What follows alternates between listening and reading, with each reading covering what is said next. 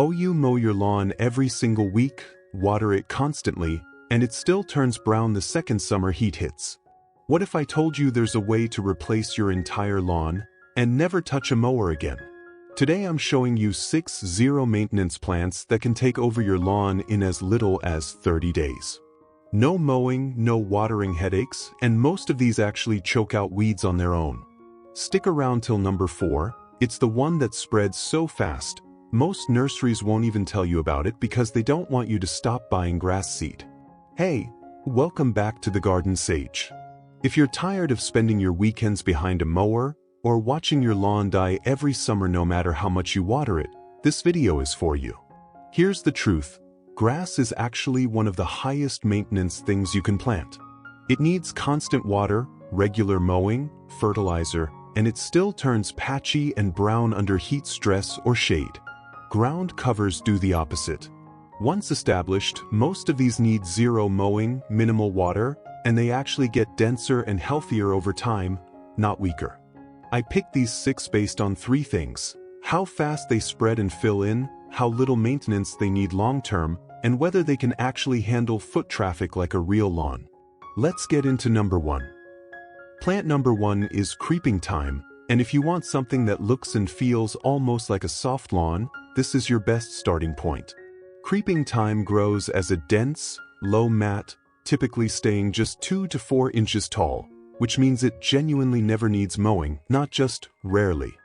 It spreads through low, trailing stems that root as they touch the soil, gradually filling in bare patches on their own over 1 to 2 growing seasons. One of its biggest advantages is that it actually tolerates light to moderate foot traffic. Walk across it, and instead of getting damaged, it releases a light herbal fragrance. In late spring and summer, it produces small purple-pink flowers that attract bees and pollinators, adding a layer of color a plain lawn never gives you.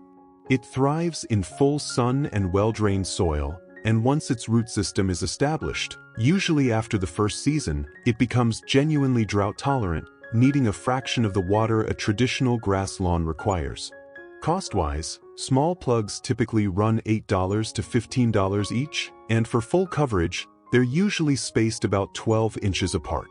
For a modest 100 square foot area, that works out to roughly $70 to $150 total in plants, a one-time cost compared to years of water bills and mower maintenance.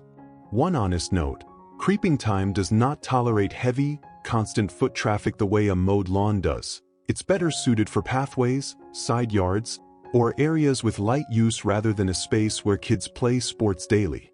And it establishes faster in well-drained soil. If you have heavy clay, amending the soil first will significantly improve your results and speed up coverage. Plant number 2 is white clover, and this is the one to pick if speed and low cost matter most to you. White clover spreads through underground runners called stolons, which means it doesn't just grow upward, it actively fills in bare patches and thin spots on its own, something grass seed struggles to do without constant reseeding.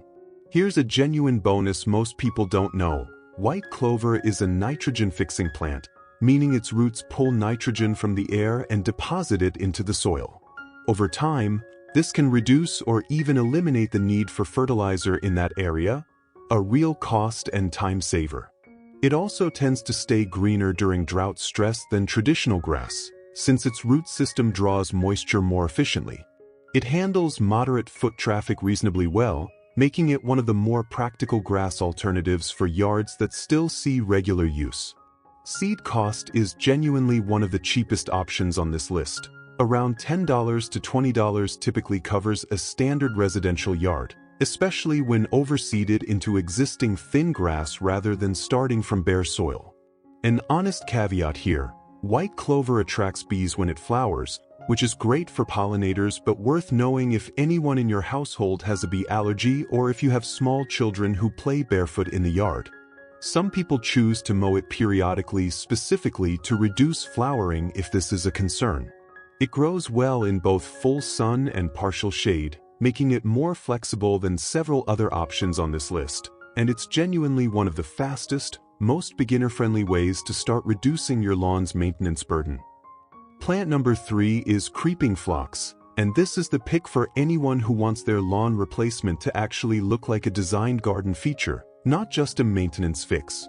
In early to mid-spring, creeping phlox explodes into a dense carpet of flowers, typically in shades of pink, purple, or white, before settling into a mat of green, needle-like foliage for the rest of the year.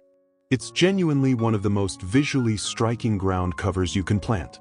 It's particularly well-suited for slopes and inclines, areas where mowing is difficult or even dangerous, since it needs no cutting at all and its root system helps prevent soil erosion on hillsides. Once established, typically after the first full growing season, it does a solid job suppressing weeds by forming a dense mat that blocks sunlight from reaching weed seeds below. It prefers full sun and well-drained soil. In heavy shade, flowering will be noticeably reduced, so this isn't the right choice for a shaded yard. Cost typically runs $6 to $12 per plant, and for a 100 square foot slope or garden bed, expect to spend roughly $150 to $250 depending on spacing. One honest note, creeping phlox is not built for foot traffic. It's a visual ground cover, not a walkable lawn replacement. If you need an area for kids or pets to walk across regularly, this works better as a border or slope feature alongside a more traffic-tolerant option like creeping thyme or white clover, rather than as your main lawn substitute. Plant number 4 is the one I promised, Irish moss. Despite the name, it's not a true moss but a flowering plant that forms an incredibly soft, bright green, cushion-like mat, often compared visually to a putting green. Under good conditions, with consistent moisture, it can spread noticeably fast, filling in bare patches within a single growing season, which is part of why it's such an underrated lawn replacement option. It handles light foot traffic reasonably well, and in late spring, it produces tiny white star-shaped flowers scattered across the green carpet.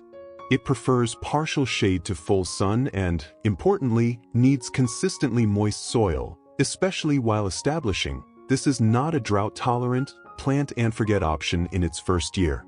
Once mature, its water needs decrease somewhat, but it will never be as drought-tolerant as creeping thyme.